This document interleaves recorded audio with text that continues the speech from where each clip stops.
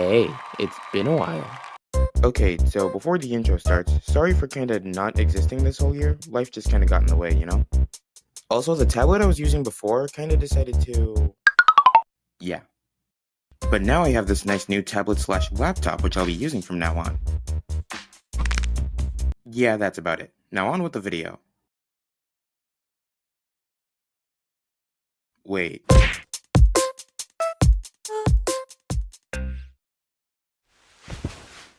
Hello, Lifeforms. So that intro you just saw, that really creative and funny intro, AI will never be able to replicate it. I mean, it probably could, but it wouldn't feel nearly as authentic, comedically timed, or well put together. Because I'm awesome. AI is a fascinating thing. It's become so mainstream that people are just casually using it to create art, replicate voices, write scripts, and even do homework. Forget that last one. There's even this trend going on where people are making song covers with the voices of popular characters, and it's, wow. I was all alone with the love. My love, she's that little whiskey, my radiant beam in the night.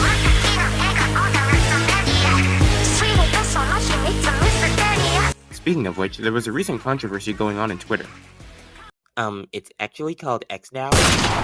Basically, there's this viral Scooby-Doo fan animation, and it's really well made.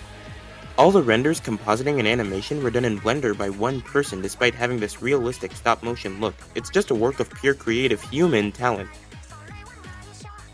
However, it's been gaining backlash from people in the industry because some of the characters were voiced using AI. Yeah, he didn't really have the budget to pay actual VAs, and since he wasn't making it for a profit, he just went with the next best thing. If you watch it without knowing all that though, you would have never guessed it was AI. It's that authentic. I mean, it does become more clear after you realize it though. My glasses. It just goes to show that we're reaching the point where AI can be an actual threat to people's careers. There's especially been controversy surrounding AI art. Yeah, I think it's a Banksy. AI generated images. You give the AI a prompt, it looks through a bunch of images online based on the prompt, and like magic, it creates a brand new image from everything it's gathered. I mean, at least it tried. Yeah, AI kinda has a weird way of being simultaneously smart and stupid. Apparently though, the process usually involves the AI stealing artwork and Frankensteining a bunch of styles, which is upsetting a lot of artists. And it makes sense, a lot of time and effort goes into this stuff, and it takes even more effort to get it seen and appreciated. Now all that definitely sucks, but my issue with AI art is, it's friggin' scary. Like, I think I might have an actual phobia of it or something. It just freaks me out. A lot of it has this uncanny, horrific, unnatural look. Even if it looks relatively normal though, the moment I realize it's AI... The worst part is, I sometimes have a hard time telling whether or not an image was made with AI, which horrifies me. Ever seen those 60 frame per second videos where AI would be used to make an animation smoother by generating new frames in between keyframes? What? Yeah, Noodle made a pretty good video about it. You should give it a watch. After my video, of course. Who even are you? A lot of the time, the result is just messy and ironically makes the animation worse. AI doesn't have the mental capacity to really understand how frames of an animation work. There are these popular videos where people used AI to create fully animated short films using live action footage. It's kind of doing the same thing TikTok filters do, but on a more advanced scale. It's pretty impressive, honestly.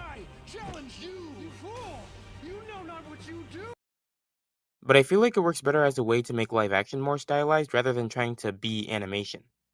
In any case, it's a pretty good use of AI as a tool to enhance the creative process rather than trying to take it over, you know?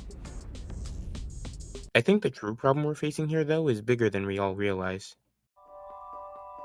Enter WALL-E, my personal favorite Pixar film.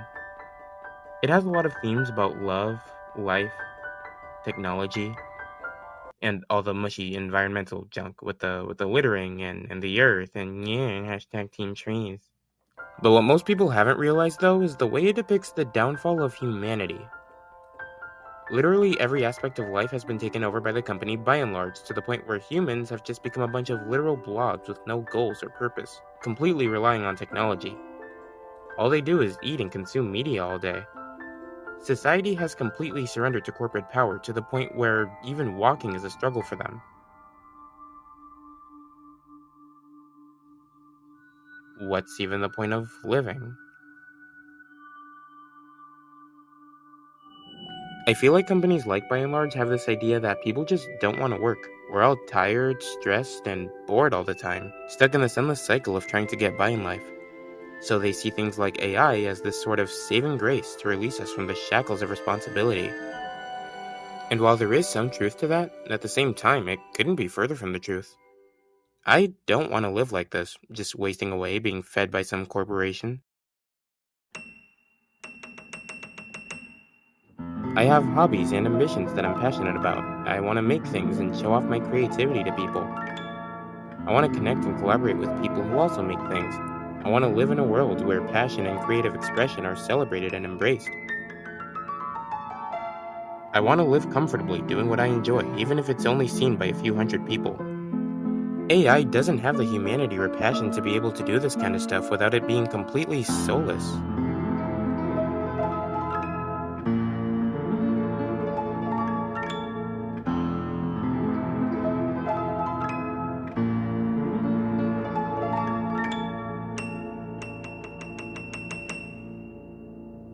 Whoa, that was actually pretty inspiring. Thanks.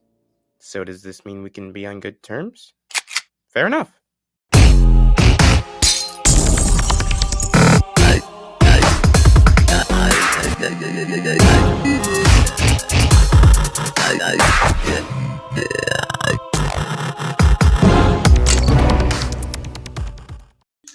Sorry, it's not personal, it's just humanity.